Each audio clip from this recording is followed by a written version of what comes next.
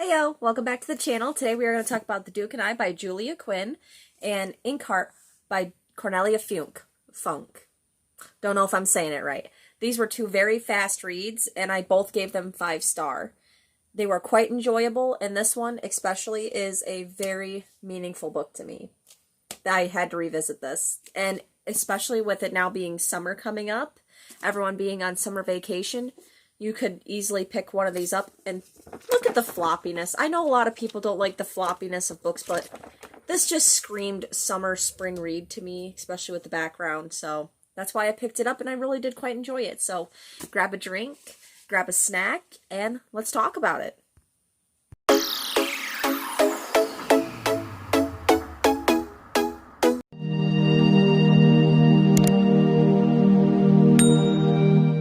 First, I'm going to start off with Bridgerton, The Duke and I. It is formerly called The Duke and I by Julia Quinn, but it is, of course, on Netflix with these stickers I hate.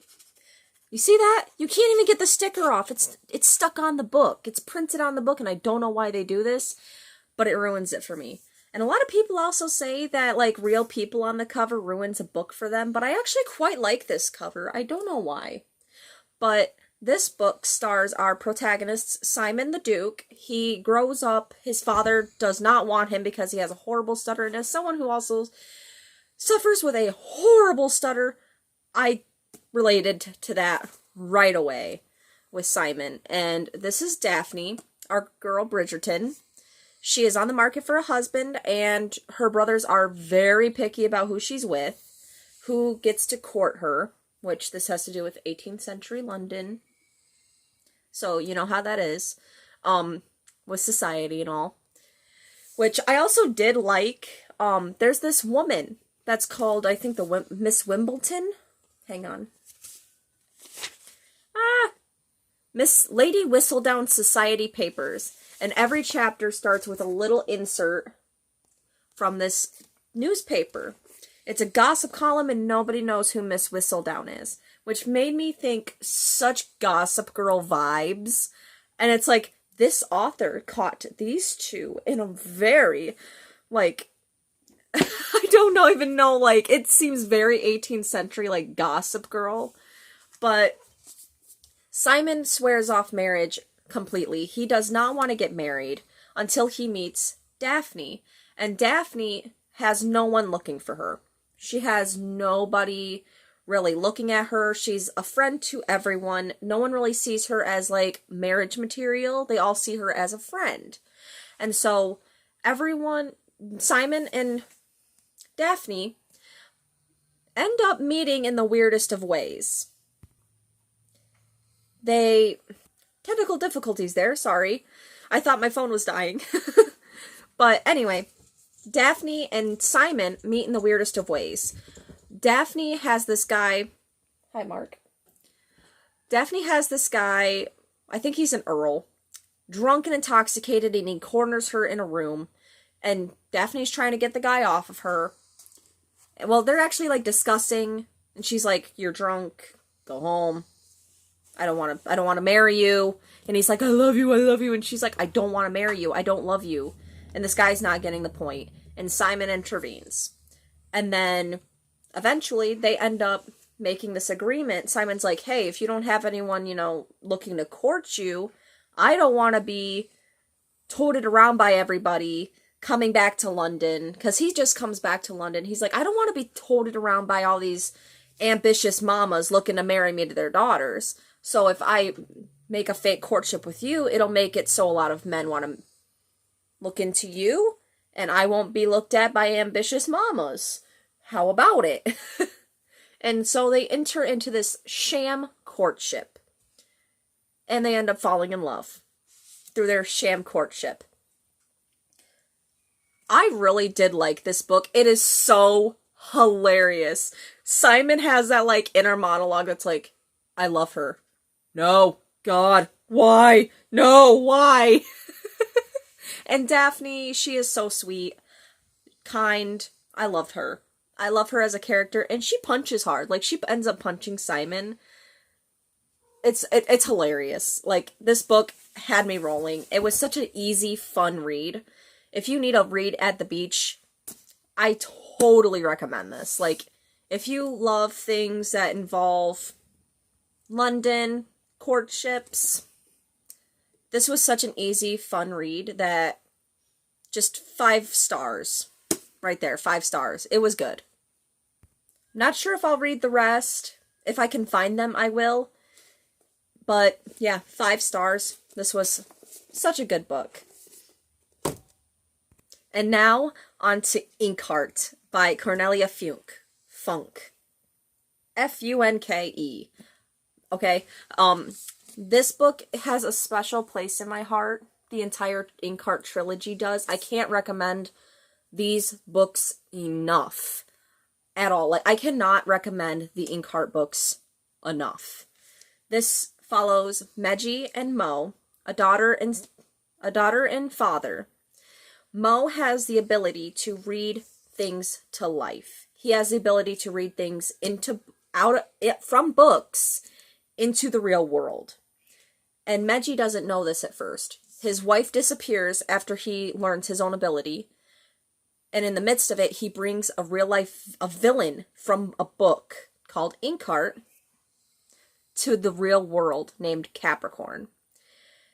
And as well as a fire breather named Dustfinger, who is one of my favorite book characters of all time. I love Dustfinger so much. I'm not going to ruin it, but there's this sad moment with Dustfinger that made me cry when I first read this book when I was like 13. I cried my eyes out. Like, but I cannot recommend the series enough. It has romance notes to it. It doesn't have spice in it, which I know a lot of people like spicy books, but I don't. So, but this book, it makes you feel a certain kind of way about books. This book, if you are a huge book lover, this will make you feel like the author also is a huge book lover, because just certain things in it, and the characters are so charming. I love Mo, I love Meji. This book is such a great series. It's normally like a middle grade series, but it's thick enough to like graduate a child from like middle grade books to like young adult. It's like a bridge type series to it. And there's 3 books. There's Inkheart, Inkspell, and Inkdeath, which I'll grab real quick. Here we have Inkspell, as you can see, and then Inkdeath. And these are first edition hardbacks. I just got these. They're so pretty. I cried when I got these in the mail, because this is a series that holds a very special place in my heart. I at least reread it once a year. I love these books. So, I don't even know how to say this. Trying to get everything out at once. I am so sorry. I don't plan these videos. As you can tell, I don't plan these.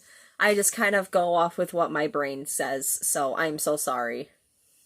I'm just going to quickly read the synopsis from the book. Maybe that'll help. Imagine if it were possible to bring the characters from a book to life. Not like when someone reads a book with such enchantment that the characters seem to jump off the pages and into your bedroom, but for real. Imagine that they could actually climb out of the pages and into our world. Then imagine if those characters brought their world into ours. One cruel night, young Meji's father, Mo, reads aloud from Inkheart, and an evil ruler named Capricorn comes from the boundaries of fiction and lands into their living room. Suddenly, Meji is smack in the middle of a kind of adventure that she has only read in books. Somehow, Mo and Meji must learn to harness the magic that conjured this nightmare. Somehow, they must change the course of the story that has changed their life forever. This is Inkheart, a timeless tale about books, imagination, and life. Dare to read it aloud. So, like I was saying, this is a very fast, very charming read. You will be sucked into the world. It is such a wonderful book. It handles so many things well. I can't praise this book enough. I can't praise the whole series enough, honestly. And they also have a very special place in my heart. So, of course, 5 stars. Like, that's it. 5 stars. If you want to feel a certain type of way about a book and be whisked away to a magical world that is still somehow in our world, read Inkheart. Just read it. If you haven't, please do. Like, this whole trilogy is amazing. Like I said, I cannot praise this enough. I read both books within like 3 days. Over the span of, of over 3 days, I think it was. I'll have to look on my Goodreads. But, yeah, if you want a nice spring read to read on the beach, Bridgerton, The Duke and I. If you want to feel a certain type of way about books on like maybe a rainy, gloomy day, or you're outside sitting underneath a tree, go touch some grass, kids, read Inkheart. If you want an adventure, read Inkheart. If you want a sweet, fast romance, Bridgerton. That's basically all this video is just me talking about these 2 5-star reads that I read within 3 days. I think these were a great kickoff to my spring-summer reading. Yeah. I really hope you enjoyed this video. If you have any suggestions or comments, please leave them in the comments below. I love you all, and happy reading!